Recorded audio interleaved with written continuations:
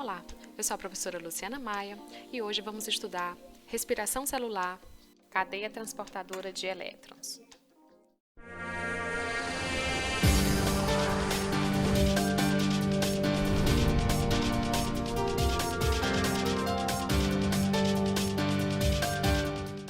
Respiração celular, cadeia transportadora de elétrons. Os objetivos da aula de hoje serão compreender o funcionamento da cadeia transportadora de elétrons, tanto em animais quanto em plantas, compreender a formação de ATP através da teoria quimiosmótica e compreender a regulação da respiração celular.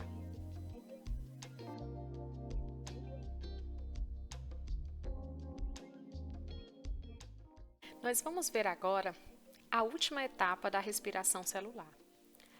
Essa etapa é conhecida como cadeia transportadora de elétrons ou cadeia respiratória. E ela ocorre aonde? Na membrana interna da mitocôndria. Então, lembrem que a membrana interna da mitocôndria é aquela membrana que é bem impermeável. Então, nessa membrana estão presentes os vários complexos. Então, nós temos aqui, olha, complexo 1, complexo 2, complexo 3, complexo 4, a ATPase, ou ATP sintase. Como intermediários nesse fluxo de elétrons, nós temos aqui a citocromo C e ubiquinona. Observem que a ubiquinona está inserida totalmente na parte hidrofóbica da membrana. Então, porque ela tem essa característica de hidrofobicidade. Já o citocromo C, ele fica lá, ó, na parte hidrofílica da membrana. Então, a gente tem aqui os vários complexos atuando e você vai ter aqui um fluxo de elétrons e o aceptor final desses elétrons é o oxigênio. Então, o oxigênio recebe esses elétrons, se reduz formando a água. Então, vamos compreender um pouquinho da estrutura, já que a gente tem vários complexos aqui presentes. Então, vamos aqui para o primeiro complexo, que é exatamente NAD desidrogenase. O complexo 2 é a succinato desidrogenase. O complexo 3 é aquele complexo do citocromo B6, BC1.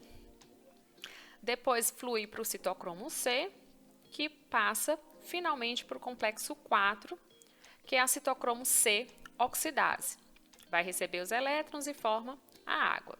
Então, há um fluxo de elétrons, onde o aceptor final é o oxigênio. Então, vamos compreender como é que tudo isso acontece lá na mitocôndria.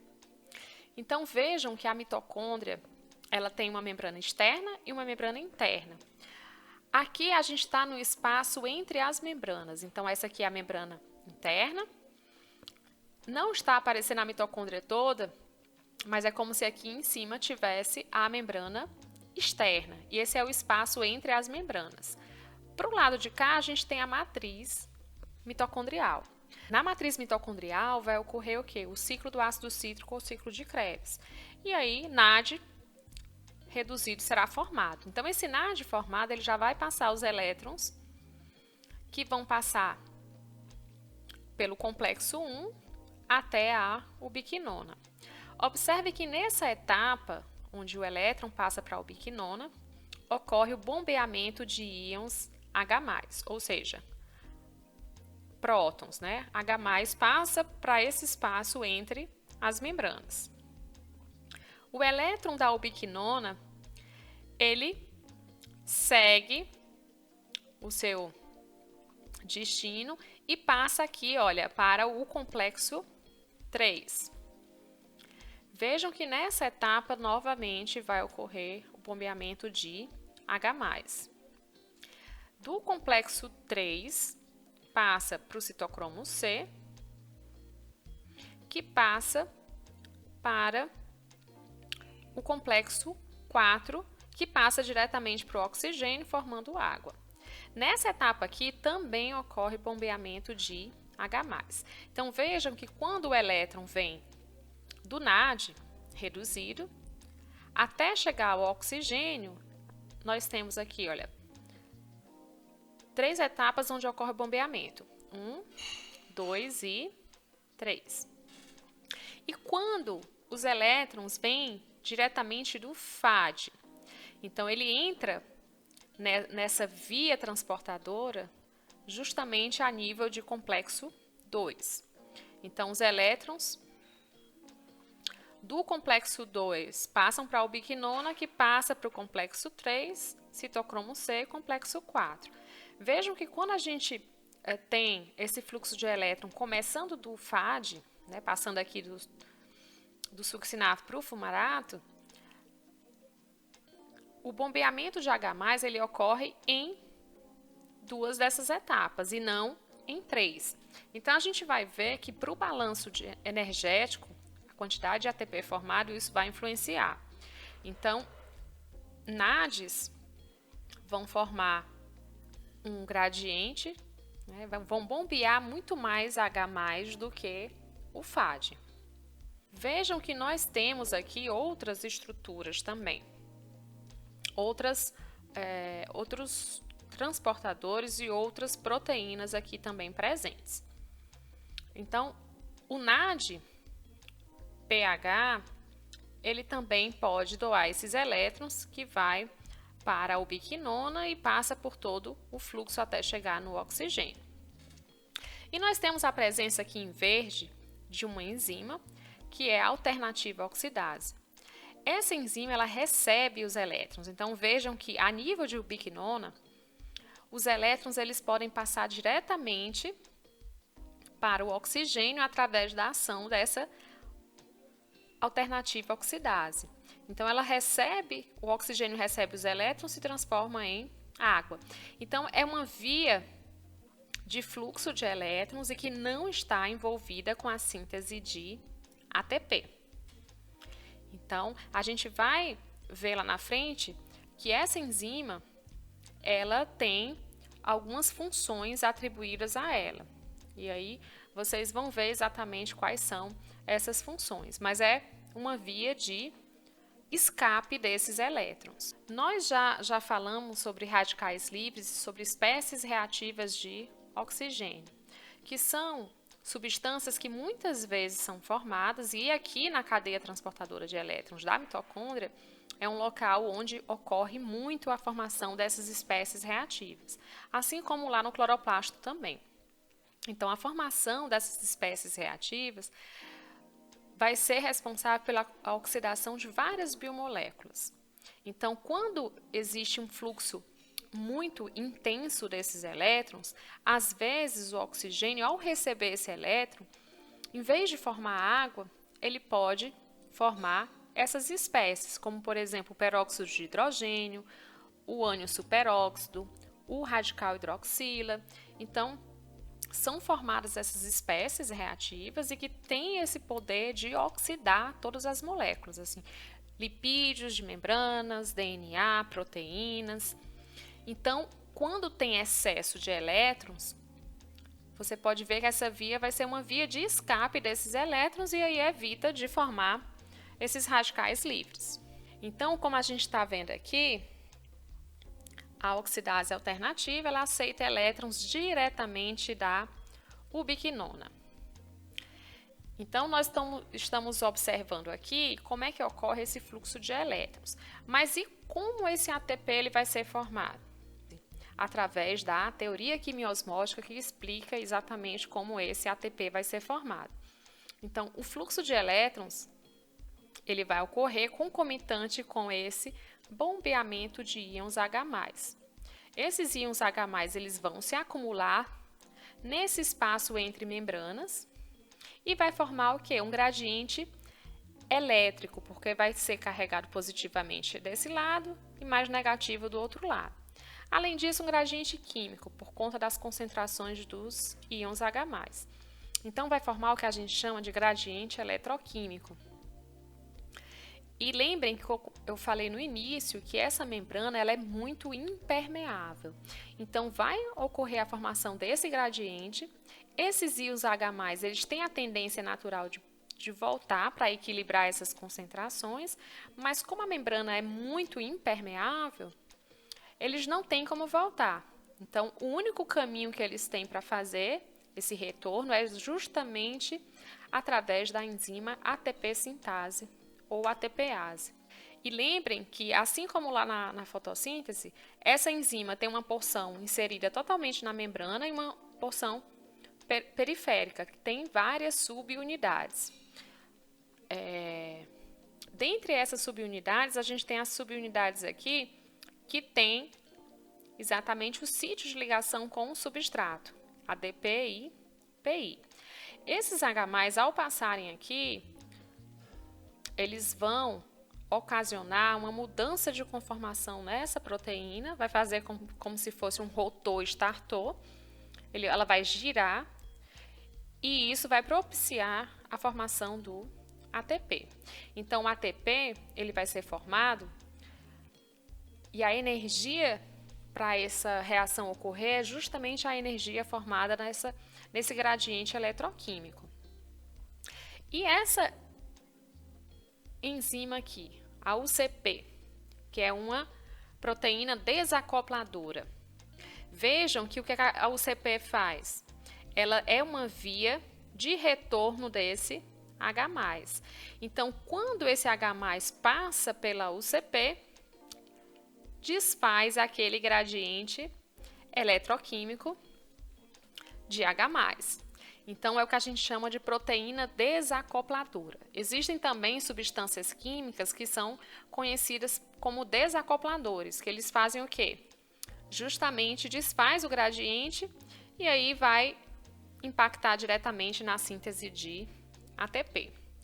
Alguns venenos conhecidos, como o cianeto, ele tem uma grande afinidade por elétrons, então ele não permite que o oxigênio receba esses elétrons aqui no final da cadeia transportadora da cadeia respiratória. Então, só relembrando, a cadeia respiratória ela é composta por vários complexos que estão dispostos na membrana interna.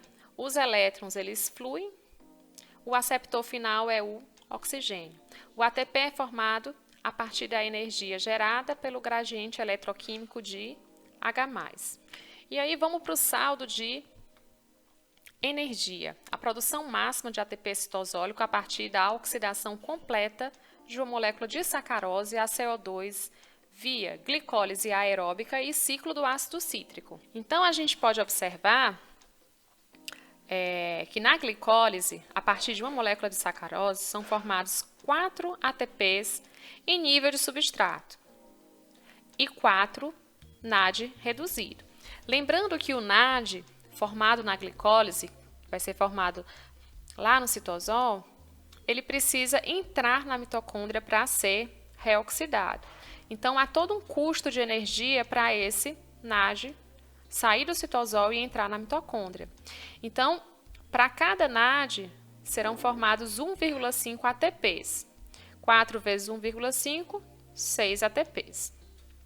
No ciclo do ácido cítrico, vocês lembram que na primeira etapa, quando o piruvato é formado, ele entra na mitocôndria, ele vai sofrer aquela primeira oxidação que gera um NAD e depois ele vai para o ciclo propriamente dito do ácido cítrico e para cada molécula de sacarose, juntando todo esse processo, a gente vai ter 4 fosforilações em nível de substrato, 4 FAD-H2 e 16 NAD-H.